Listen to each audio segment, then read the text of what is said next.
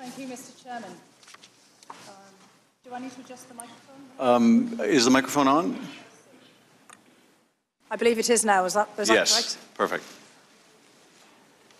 Thank you again, Mr. Chairman. Mr. Chairman, Ranking Member Nunes and members of the committee, thank you for inviting me to testify before you today.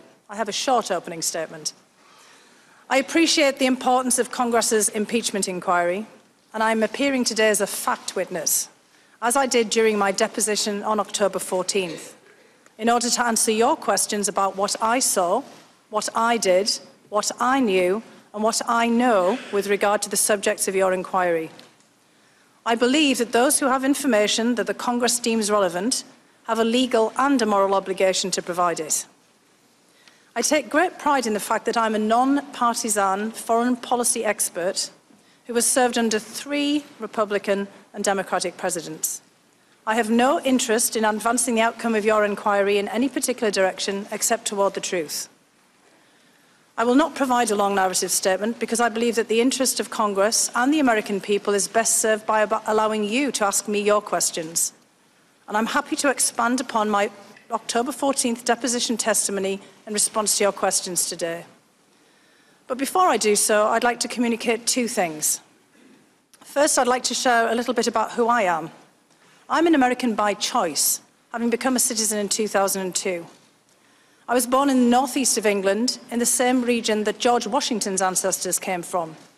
Both my region and my family have deep ties to the United States. My paternal grandfather fought through World War I in the Royal Field Artillery, surviving being shot, shelled and gassed before American troops intervened to end the war in 1918. During the Second World War, other members of my family fought to defend the free world from fascism alongside American soldiers, sailors and airmen. The men in my father's family were coal miners, whose families always struggled with poverty. When my father, Alfred, was 14, he joined his father, brother, uncles and cousins in the coal mines to help put food on the table. When the last of the local mines closed in the 1960s, my father wanted to emigrate to the United States to work in the coal mines in West Virginia and Pennsylvania. But his mother, my grandmother, had been crippled from hard labour, and my father couldn't leave. So he stayed in Northern England until he died in 2012. My mother still lives in my hometown today. While his dream of emigrating to America was thwarted, my father loved America, its culture, its history, and its role as a beacon of hope for the world.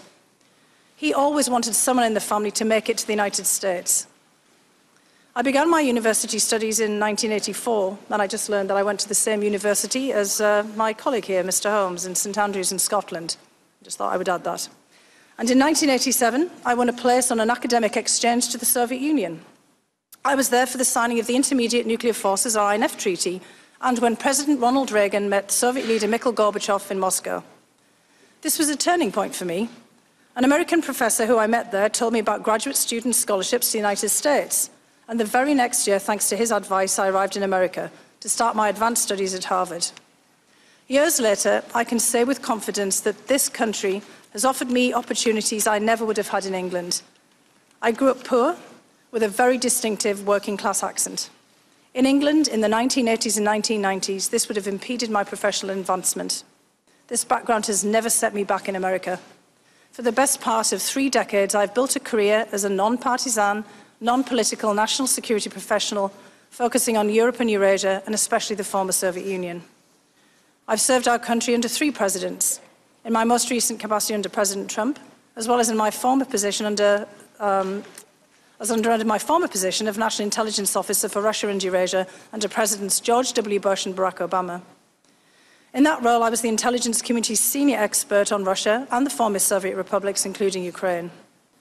It was because of my background and experience that I was asked to join the National Security Council in 2017. At the NSC, Russia was part of my portfolio, but I was also responsible for coordinating US policy for all of Western Europe, all of Eastern Europe, including Ukraine and Turkey, along with NATO and the European Union. I was hired initially by General Michael Flynn, Katie McFarland, and General Keith Kellogg. But then I started work in April 2017 when General McMaster was the National Security Advisor. I, and they, thought that I could help them with President Trump's stated goal of improving relations with Russia, while still implementing policies designed to deter Russian conduct that threatens the United States, including the unprecedented and successful Russian operation to interfere in the 2016 presidential election. This relates to the second thing I want to communicate. Based on questions and statements I have heard, some of you on this committee appear to believe that Russia and its security services did not conduct a campaign against our country, and that perhaps, somehow, for some reason, Ukraine did. This is a fictional narrative that has been perpetrated and propagated by the Russian security services themselves. The unfortunate truth is that Russia was the foreign power that systematically attacked our democratic institutions in 2016. This is the public conclusion of our intelligence agencies, confirmed in bipartisan congressional reports. It is beyond dispute, even if some of the underlying details must remain classified.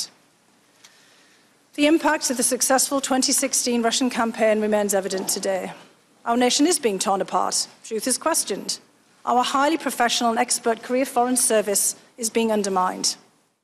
US support for Ukraine, which continues to face armed Russian aggression, has been politicized.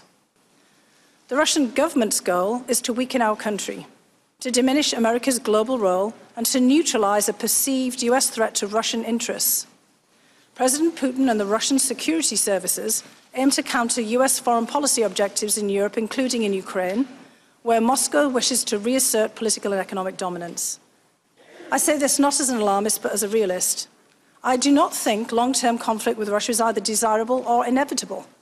I continue to believe that we need to seek ways of stabilizing our relationship with Moscow, even as we counter their efforts to harm us.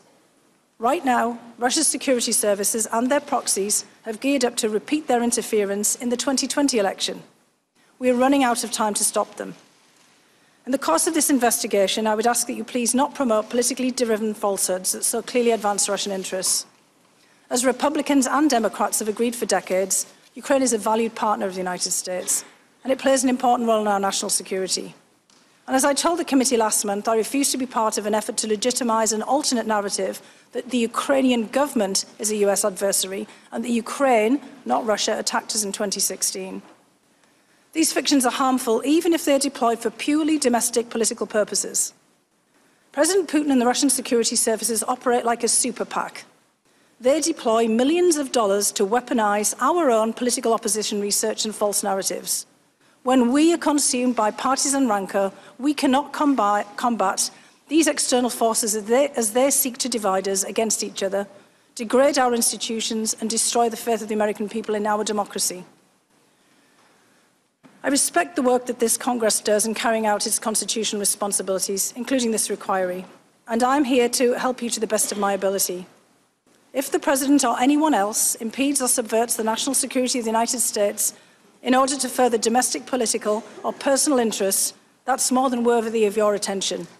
But we must not let domestic politics stop us from defending ourselves against the foreign powers who truly wish us harm. I'm ready to answer your questions. Thank you. Thank you, Dr. Hill.